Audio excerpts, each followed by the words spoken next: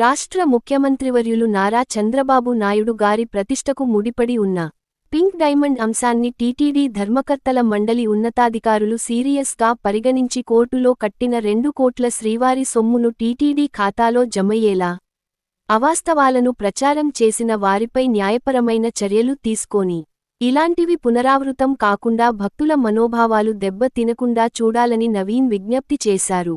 తిరుమల శ్రీవారికి పూర్వం ఉన్నటువంటి రాజులు, చక్రవర్తులు, సామంతులు, భక్తులు అనేక రూపాల్లో కానుకలు ఇచ్చారండి. అందులో మైసూరు మహారాజు తిరుమల శ్రీవారి దర్శనానికి వచ్చినప్పుడు పింక్ డైమండ్ ఇచ్చారని చెప్పని, ఆ పింక్ డైమండ్ ఇప్పుడు కనపడటం లేదని చెప్పని 2018లో అప్పుడున్నటువంటి ప్రధాన అర్చకులు ఒక ప్రకటన చేయడంతో బహిరంగంగా ప్రపంచవ్యాప్తంగా ఉన్నటువంటి శ్రీవారి భక్తులంతా కూడా ఒక్కసారిగా ఉలిక్కిపాటుకు గురయ్యారండి.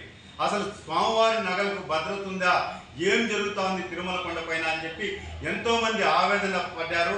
దాని మీద సమగ్రమైనటువంటి దర్యాప్తు కూడా ప్రారంభించాలని డిమాండ్ చేశారండి.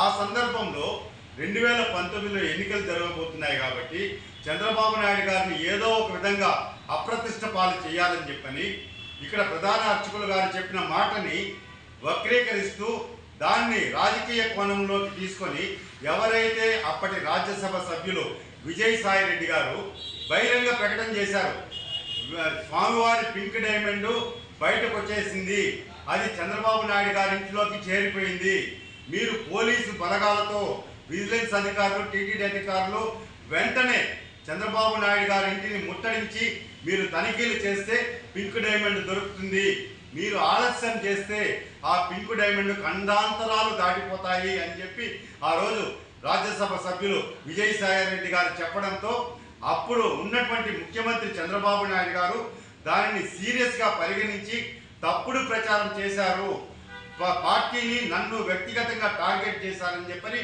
అప్పుడున్నటువంటి ఇప్పుడున్న ప్రస్తుతం నిన్న జాయిన్ అయినటువంటి అనిల్ కుమార్ సింఘాల్ అప్పుడు ఈఓగా ఉన్నారు, వారికి జేఈఓ శ్రీనివాసరాజు గారికి అప్పుడున్నటువంటి టీటీడీ చైర్మన్ పుట్టా సుధాకర్ యాదవ్ గారికి ఆదేశాలు ఇచ్చి దీని మీద ఎవరైతే పింక్ డైమండ్ విషయంలో లేనిది ఉన్నట్లు దుష్ప్రచారం చేశారో వాళ్ళ మీద ఖచ్చితంగా న్యాయపరమైనటువంటి చట్టపరమైనటువంటి చర్యలు తీసుకోమని చెప్పి ఆదేశించడంతో అప్పుడున్నటువంటి అనిల్ కుమార్ సింఘాల్ గారి ఆదేశాలతో 200 కోట్లకు ఒక్కొక్కరి మీద ప్రధాన అర్చకుల మీద 100 కోట్లు, అదేవిధంగా విజయసాయి రెడ్డి గారి మీద 100 కోట్లు పరువు నష్టం దావా తిరుపతి కోర్టులో 5th ADJలో కేసు వేయడం జరిగిందండి.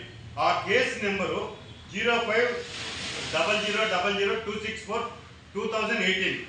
ఈ రోజుకి కూడా ఆ వాయిదా వచ్చే వారం కూడా వాయిదా ఉందండి. కేసు 17వ తేదీకి రేపులా ఎల్లుండి కేసు వాయిదా ఉంది. ఈ విధంగా కేసు వాయిదాలు జరుగుతూ ఉన్నాయి, వాయిదాలు వేసుకుంటూ పోతున్నారు. ఈ సందర్భంలో పురావస్తు శాఖకి సంబంధించిన వారు మొన్న పత్రికల్లో అసలు పింక్ డైమండే లేదు అని చెప్పి ప్రకటన చేయడంతో భక్తులలో అనేక అనుమానాలు కలిగాయి. అసలు ఈ సందర్భంలో ఎందుకు అనాల్సి వచ్చింది, గతంలో అనిల్ కుమార్ సింఘాల్ గారు ఉన్నప్పుడు జరిగిన సంఘటనని ఆయన వచ్చి బాధ్యతలు స్వీకరించిన 2వ రోజే ఈ ప్రకటన ఎందుకు వచ్చింది, దీనిలో ఏమన్నా కుట్ర కోణం దాగుందా అన్నటువంటి అనుమానాలు భక్తుల్లో కలుగుతున్నాయి. నేను ఒకటే విజ్ఞప్తి చేస్తున్నా, ఇప్పటికైనా ఈ కేసు మీద టీటీడీ ధర్మకర్తల మండలి ఉన్నతాధికారులు సీరియస్గా పరిగణించి, ఎందుకంటే స్వామివారి సొమ్ము 2 కోట్ల రూపాయలు 5th ADJ కోర్టులో ఈ పరువు నష్టం కేసుకు సంబంధించి ఫీజు కట్టేస్తున్నారు, డిపాజిట్ చేస్తున్నారు. 2018 నుంచి ఆ 2 కోట్ల రూపాయలు మగ్గిపోతున్నాయి.